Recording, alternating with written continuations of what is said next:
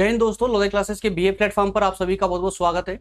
दोस्तों BA second year के लिए आधुनिक भारत के इतिहास वाली सीरीज में आज हम बात करेंगे बंगाल में द्वैध शासन प्रणाली की। जी हाँ दोस्तों, आज पूरे विस्तार से समझेंगे कि प्लासी का युद्ध, प्लासी के बाद बक्सर का युद्ध और बक्सर के बाद में इलाहाबाद की संधि और इन सब का परिणाम, अंततः परिणाम क्या होता है। क्योंकि इलाहाबाद की जो संधि हुई थी वहां पर हमने एक कंसेप्ट को देखा था कि अंतिम रूप से जब शाह आलम द्वितीय के साथ में जब संधि की गई थी तो उस संधि के तुरंत बाद ही जो है रॉबर्ट क्लाइव ने बंगाल में द्वैध शासन की स्थापना कर दी थी। तो एक्चुअल में ये द्वैध शासन है क्या, इसकी हम बात करने वाले हैं। जैसा कि इंग्लिश में ये लिखा हुआ है ड्यूअल गवर्नमेंट, है ना, तो ड्यूअल गवर्नमेंट इन बंगाल। तो इस पर भी हम पूरे विस्तार से आज चर्चा करके और व्यवहारिक रूप से समझने का प्रयास करेंगे कि आखिरकार अंग्रेजों ने ऐसा किया क्यों था कि जब पूरा बंगाल की कमान अंग्रेजों के हाथों में थी तो अंग्रेजों को यह द्वैध शासन लागू करने की आवश्यकता उनको क्यों पड़ी थी। चलिए पूरे विस्तार से बात करेंगे। उससे पहले उन सभी दोस्तों से बात कर लेते हैं जो पहली बार हमारे सेशन पर आए हैं, पहली बार हमें ज्वाइन कर रहे हैं।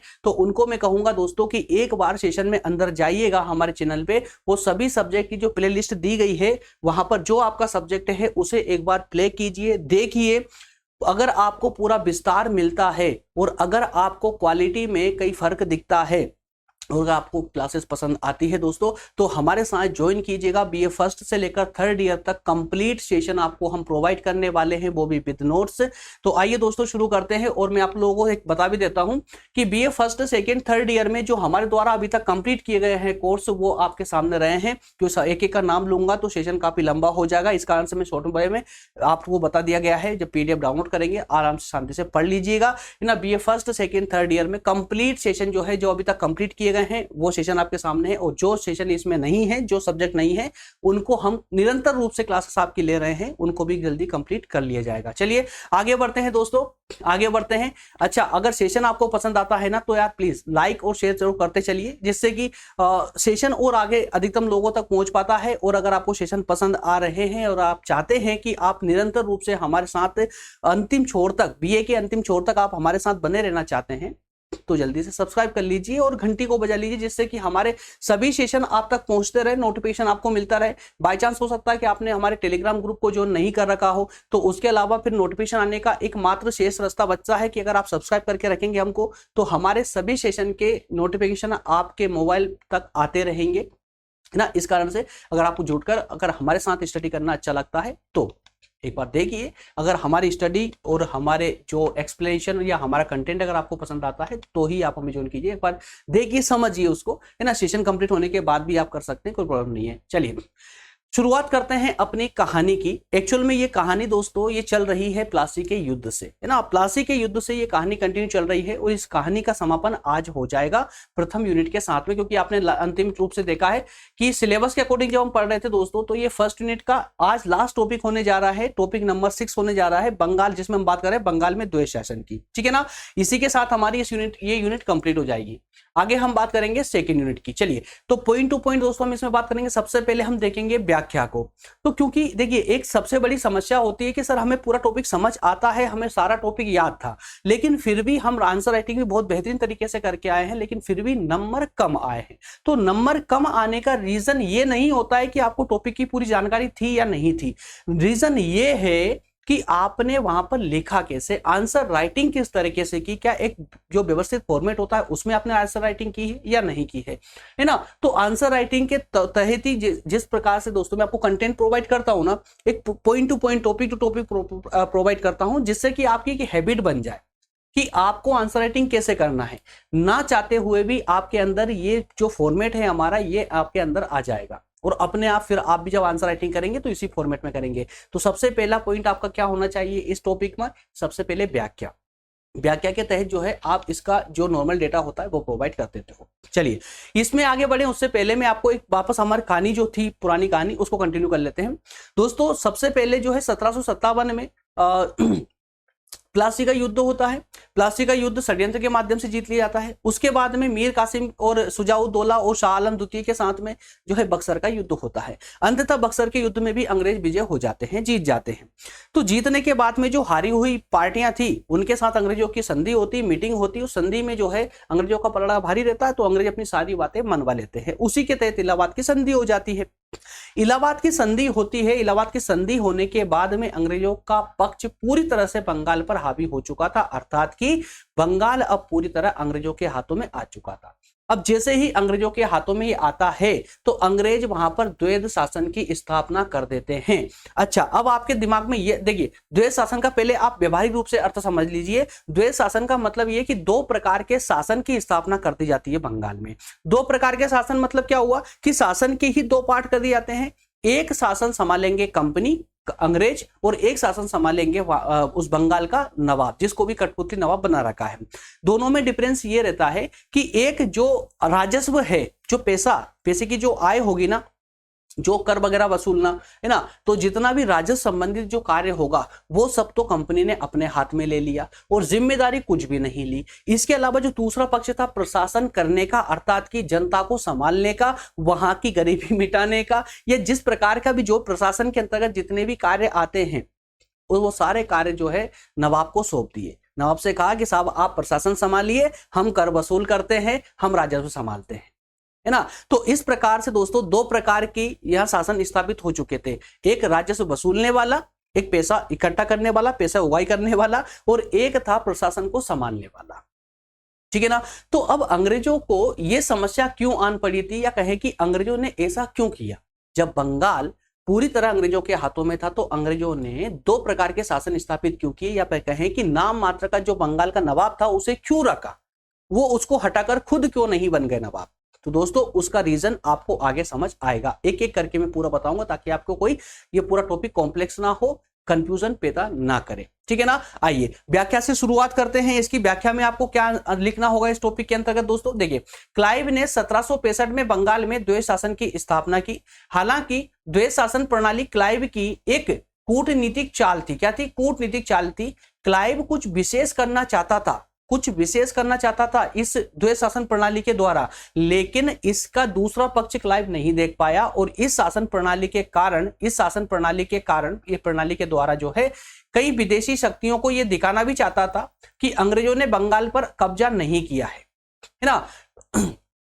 लेकिन इस व्यवस्था के कारण शासन में अशांति फैल गई, अराजकता फैल गई, और इसी कारण से 1772 में जब वारेन हेस्टिंग गवर्नर बनकर आते हैं तो उन्होंने इस व्यवस्था का अर्थात द्वैध शासन का अंत कर दिया जाता है, इनके द्वारा अंत कर दिया। तो ये तो एक बेसिक फॉर्मेट है ना, इसको याद करने की आवश्यकता नहीं है। जब आप अंदर टॉपिक में एंट्री करेंगे, टॉपिक को एक एक पक्ष को समझेंगे ना, तो ये अपने आप व्याख्या लिखा जाती है। मैंने सिर्फ आपको ये बताने का प्रयास किया है कि आपको व्याख्या के अंतर्गत लिखना क्या क्या है। तो पूरे टॉपिक से संबंधित जो सामान्य तथ्य होते हैं ना, सामान्य जानकारी होती है, वो आपको व्याख्या में लिखनी होती है, क्योंकि एग्जामिनर सबसे पहले आपकी व्याख्या ही चेक करता है।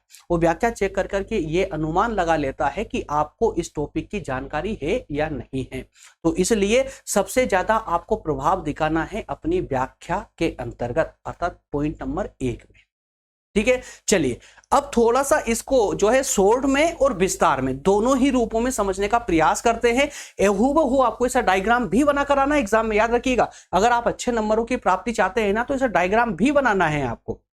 देखिए जैसे ही क्लाइव ने बंगाल में द्वैध शासन की स्थापना की, तो उस समय दोस्तों देखिए एक प्रकार शासन के दो पार्ट हो चुके थे। तो एक जो पार्ट था प्रशासन का, प्रशासन को संभालने वाला, वो कार्य तो दिया गया नवाब को। किसको? बंगाल के नवाब को, जो उस समय नजमुद्दौला था, ठीक है ना। तो इसको बोला गया निजामत। क्या बोला गया? निजामत। नाम भी रख लीजिएगा, याद रखिएगा, एक निजामत और एक दीवानी, ठीक है ना। तो निजामत का कार्य किसको दिया गया दोस्तों?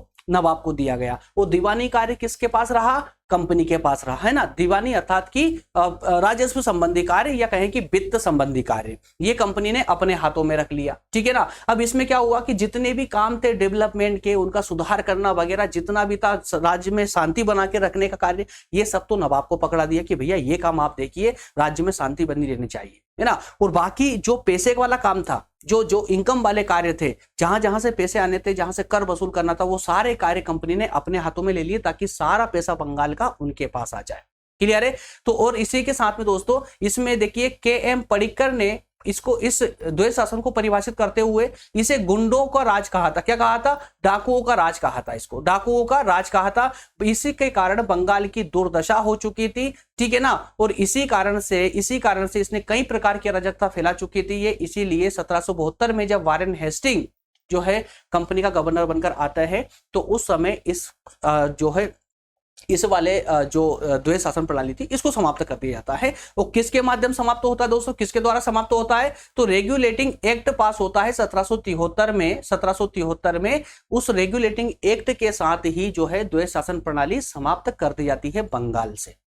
क्लियर है? अच्छा, तो इन्होंने इसको तो समाप्त कर दिया वारेन हेस्टिंग ने, तो फिर इन्होंने क्या लागू किया था? तो वो हम वारेन हेस्टिंग के अगले वाले पड़ाव में पढ़ने वाले हैं। क्लियर, ठीक है ना? तो इससे एक सामान्य सी जानकारी आपको मिल चुकी है। अब बात करते हैं थोड़ा सा और डिटेल में कि अब आपको लिखना कैसे है, इस पर लिखना कैसे। देखिए, लिखना भी कैसे है ये भी समझते चलिए साथ में, और साथ ही साथ में कंटेंट क्या है और टॉपिक क्या है, मुद्दा क्या है, इसको भी अच्छे समझ चलिए। अब बात करेंगे सबसे पहले द्वैध शासन के अर्थ की, कि द्वैध शासन का अर्थ आपको लिखना क्या है। समझ तो आपने अच्छे खासे से लिया है कि अब आपको इतनी एक पूरी फ्रेम तो बन चुकी है मस्तिष्क में कि द्वैध शासन था क्या, लेकिन अभी सफिशिएंट कंटेंट आपके पास नहीं है कि आपको लिखना कैसे है। तो आइए चलिए पढ़ते चलते हैं, समझते चलते हैं इसको, इसके माध्यम से आपका टॉपिक ही कंप्लीट। देखिए, 1765 में जब क्लाइव दूसरी बार बंगाल का गवर्नर बनकर के भारत में आया, बंगाल का गवर्नर बनकर आया, तो उसने उस समय देखा कि राजनीति और प्रशासनिक जो समस्याएं थी वो बहुत ही ज्यादा ज्वलंत हो चुकी थी, बहुत ज्यादा ज्वलंत हो चुकी थी। और उन्हीं समस्याओं से छुटकारा पाने के लिए बंगाल में क्लाइव ने क्या किया दोस्तों? द्वैध शासन की स्थापना कर दी, द्वैध शासन लागू कर दिया। ठीक है ना? बक्सर का युद्ध जीतने के बाद में इलाहाबाद की संधि की, कूटनीतिक रूप से इलाहाबाद की संधि की, और उस कूटनीतिक रूप से इलाहाबाद की संधि के बाद में उसने जो है बंगाल में द्वैध शासन की स्थापना कर दी। इलाहाबाद की संधि से कंपनी को बंगाल, बिहार और उड़ीसा की जो राजस्व था, जो बंगाल, बिहार और उड़ीसा का जो राजस्व था, जो पैसा था, जो वित्त था ना, वो सबका सब कंपनी के हाथ में आ गया, अर्थात कि क्लाइव के हाथों में आ गया था। अतः कंपनी ने राजस्व संबंधी जो कार्य थे वो तो अपने हाथों में ले लिए, और प्रशासन संबंधी जो कार्य था, कामकाज जो था, वो नवाब को दे दिया। क्लियर है? अतः प्रशासन के कार्यों को इस तरह विभाजित करना, इस तरह, क्योंकि देखिए बेसिकली राजस्व और प्रशासन के कार्य जो है ना एक ही व्यक्ति करता, कौन करता? राजा करता है, जो भी राजा होगा, जो भी सम्राट होगा वहां का। लेकिन अंग्रेजों ने ये इस प्रकार से दो पार्ट किए प्रशासन के, वो जो दो पार्ट करना हुआ ना प्रशासन का, इसी को द्वैध शासन कहा गया है दोस्तों, द्वैध शासन कहा गया है। और ये द्वैध शासन याद रखेंगे, डेट कब से कब तक चला? 1765 से 1772 तक चलता है। 1765 से लेकर 1772 तक जो है ये शासन व्यवस्था कंटिन्यू चलती रहती है। चलिए अगली बात करते हैं, आगे बात करते हैं कि अब यहां पर जो है अंग्रेजों ने द्वैध शासन क्यों अपनाया था। अब यहां पर आपको उस सवाल का जवाब मिलने वाला है जो मैं आपसे बार बार रिपीट कर रहा था कि अब बंगाल जब अंग्रेजों के पूरे कब्जे में आ चुका था, तो बंगाल के नवाब वो खुद क्यों नहीं बन रहे थे, बल्कि उन्होंने क्यों कठपुतली नवाब को बना करके रखा। इसका जवाब आपको मैं 5 बिंदुओं के माध्यम से देने वाला हूं। आइए देखिए, सबसे पहला रीजन क्या था? सबसे पहला रीजन क्या था? कंपनी यदि बंगाल के शासन को पूरी तरह अपने हाथों में ले लेती तो उसकी आमदनी कम हो जाती, उत्तरदायित्व बढ़ जाते। कैसे? अभी देखिए, द्वैध शासन से क्या किया? सिर्फ पैसे पर फोकस किया उन्होंने, सिर्फ पैसा उनके हाथ में, जवाबदारी कुछ भी नहीं। नवाब को बोल दिया भैया आप प्रशासन चलाइए, आप समझिए।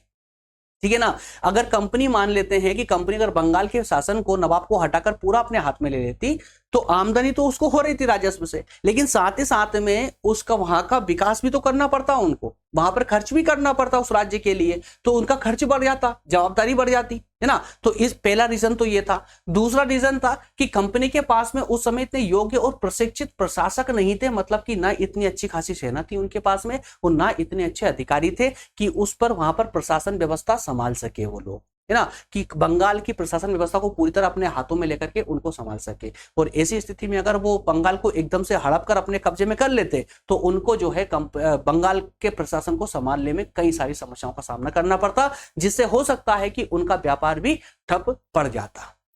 ठीक है, दूसरा रीजन ये था। तीसरे रीजन की बात करें तो जो है देखिए, इस व्यवस्था के द्वारा क्लाइव जो है ये दिखाना भी चाहता था अंतरराष्ट्रीय स्तर पर, अगर बात करें, क्योंकि देखिए अंतरराष्ट्रीय दबाव भी था इनके ऊपर भाई कि आप भारत में कर क्या रहे, वास्तविक रूप से व्यापार ही कर रहे हैं या फिर आप जो है भारत में आंतरिक हस्तक्षेप करने लग गए। अगर उस समय दुनिया को यह पता चल जाता कि अंग्रेजों ने बंगाल पर अधिकार कर लिया है, भारतीय एक हिस्से पर अधिकार कर लिया है, तो जो विदेशी शक्तियां थी ना वो भी प्रभाव दिखाना प्रारंभ कर देती। तो उन विदेशी ताकतों के कारण या उनके डर से भी अंग्रेज चाहते थे कि उनको किसी को भी ये पता ना चले कि उन्होंने बंगाल पर वास्तविक रूप से अधिकार कर लिया। इसी कारण से उन्होंने द्वैध शासन प्रणाली का प्रयोग किया। ठीक है ना। तो दूसरी विदेशी शक्तियों को यह नहीं कह सकती कि बंगाल पर अंग्रेजों ने कब्जा कर लिया है। चौथे कारण की बात करें तो जो अंग्रेजों को ऑपरेट कर रही थी कंपनी को, क्या कौन, court of director. Court of director जो ऑपरेट कर रहा था पूरी कंपनी को, उसका भी कहना था कि भैया मुझे व्यापार में कोई रिस्क नहीं चाहिए। अगर आप बंगाल पर अधिकार कर लेते हो, प्रशासन व्यवस्था अपने हाथों में ले लेते हो ना, तो आपका व्यापार ठप पड़ जाएगा, व्यापार ठीक से नहीं कर पाएंगे। और इसी कारण से उन्होंने क्या किया कि बंगाल में द्वैध शासन प्रणाली को ही बेहतर समझा। दोस्तों ये प्रणाली इतनी गंदी थी, ये देखिए यहां पर लिखा हुआ भी है, देखिए कि अतः क्लाइव भी इस बात को समझता था कि यदि बंगाल की राजनीतिक सत्ता हाथ में ले लेता तो संभवतः अंग्रेजी संसद कंपनी के कार्य में हस्तक्षेप करना प्रारंभ कर देती। क्या मतलब हुआ इसका कि अगर कंपनी बंगाल को अपने डायरेक्ट प्रत्यक्ष रूप से अपने हाथ में ले लेती ना प्रशासन को, तो ब्रिटेन से जहां से इन्होंने अनुमति ली थी भारत में व्यापार करने की, तो उस संसद को भी पता चल जाता कि ये कर क्या रहे, वहां पर व्यापार करने गए थे, ये तो जो है वहां प्रशासन करने लग गए। तो पता क्या होता कि उस प्रशासन पर ब्रिटेन की संसद कब्जा कर लेती, बोलती भैया आप हटिए, हम संभालेंगे इसको, है ना। तो इन सब कारणों के कारण ही, इन्हीं सभी कारणों से ही क्लाइव ने द्वैध शासन की स्थापना की बंगाल में, ताकि लोगों को यह दिखे कि अंग्रेजों ने कब्जा नहीं किया है, लेकिन वास्तविक जो आय हो बंगाल की वो सब कंपनी के पास आती रहे। क्लियर है। अच्छा ये भी ठीक है। अब इसके दुष्परिणाम क्या हुए, इसका परिणाम क्या हुआ, भारत को इसकी कीमत कैसे चुकानी पड़ी। चलिए आइए देखते हैं कि बंगाल किस प्रकार लूटा। हम जो बार बार बोलते हैं ना बंगाल को लूट लिया अंग्रेजों ने, कैसे लूटा अब आपको यहां समझ आएगा। इस शासन व्यवस्था का पालन करने के फलस्वरूप बंगाल, बिहार तथा उड़ीसा में चारों ओर अशांति और अव्यवस्था फैल गई। अशांति और अव्यवस्था फैल गई क्यों? क्योंकि यार वहां शांति कैसे होगी जब जितना राजस्व था, जो पैसा है वो तो सालाना रूप से पूरा का पूरा ही अंग्रेजों के पास चला जाता है, और वहां के डेवलपमेंट के लिए कुछ पैसा बचता ही नहीं है। तो अव्यवस्था तो फैलनी है ना, अकाल तो पड़ना ही है। समस्त उत्तरदायित्व तो नवाब को दे दिए गए थे, जितनी जिम्मेदारी थी वो सब नवाब के हाथों में आ गई थी, लेकिन वो शक्तिहीन था, उसके पास कुछ पैसा नहीं था। दूसरी ओर जो शक्ति थी, जो पैसा था, वो अंग्रेजों ने अपने हाथ में ले लिया, लेकिन जवाबदारी कुछ भी नहीं ली। एक तो ये दुष्परिणाम हुआ। दूसरा, नवाब के अधिकारी और अंग्रेजों के जो अधिकारी थे, दोनों में झगड़ा होने लगा, और जब दोनों में झगड़ा होगा तो क्या नुकसान किसका होगा दोस्तों? व्यवस्था का, ठीक है ना। इसके अलावा जनता के कष्ट बढ़ने लगे, भाई पैसा नहीं, विकास नहीं हो पा रहा है, फसल इतनी अच्छी नहीं हो पा रही, लेकिन कर उनको बराबर चाहिए। इससे अंग्रेज और नवाब दोनों के बीच, दोनों के अधिकारी उनको लूट रहे थे, जनता को, है ना। इधर अंग्रेजों के अधिकारी लूटते थे कर के नाम पे, और उधर नवाब के अधिकारी भी लूटते, भैया कुछ तो दो हमको, तो दोगे तभी तो हम आपका शासन चलाएंगे। तो दोनों अधिकारी उनसे कर वसूल कर रहे थे, डबल कर का बोझ उनके ऊपर आ चुका था जनता के ऊपर, तो उनके ऊपर और लोड पड़ गया था। इसके अलावा इस शासन व्यवस्था जो है, इस शासन व्यवस्था के कारण ही जो है भारत का अन्न भंडार कहलाने वाला बंगाल भारत का अन्न भंडार कहलाता था, पूरी तरह से उजड़ चुका था, पूरी तरह से उजड़ चुका था। बंगाल से भूमि कर अधिक से अधिक वसूला जाता था, और वसूली में भी कभी भी नरमी नहीं बरती गई, ठीक है ना। और इस बात को लेकर के सेना का एक कंपनी का एक कार्यकर्ता था दोस्तों, जिसका नाम था विलियम बोल्ट। क्या नाम था? William bolt. इसने कहा भी था, लिखा भी था इसने कि इन लोगों को कई बार तो अपने बच्चों को बेचना पड़ता था, ये कर वसूल कर देने के लिए, सरकार को कर देने के लिए इस बंगाल की जनता को कई बार तो अपने बच्चे बेचने पड़ते थे। वो जब बच्चे नहीं होंगे उनके पास बेचने के लिए, तो उनको भूमि छोड़कर भागना पड़ता था, ऐसी स्थिति उनके सामने आ जाती थी। क्लियर है। चलिए और आगे बढ़ते हैं। हालांकि इनकी लूट अभी यहाँ समाप्त तो नहीं हुई है, कुछ पॉइंट और बाकी है। हमारे कंप्यूटर महाराज थोड़े से नाराज हो गए हैं, इनकी नाराजगी जरा दूर कर दे, उसके बाद आगे बढ़ते हैं। 10 सेकेंड का आपको थोड़ा सा वेट करना होगा, थोड़ा सा हैंग मार रहा है।